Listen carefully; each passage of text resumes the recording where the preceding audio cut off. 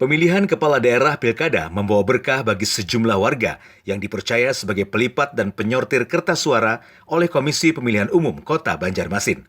Seperti yang dirasakan Mariana, bersama keluarganya dia sejak lama selalu dipercaya sebagai pelipat kertas suara.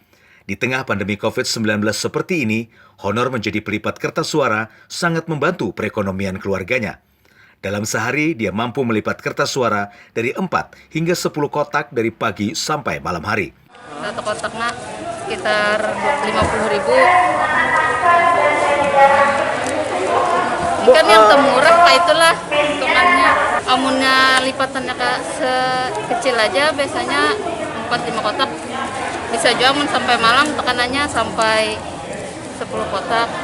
Selama beraktivitas, KPU Kota Banjarmasin terus menghimbau petugas untuk menerapkan protokol kesehatan dalam melakukan kegiatan teknisnya. Satyanaka, Kalsel 1 Net, Banjarmasin.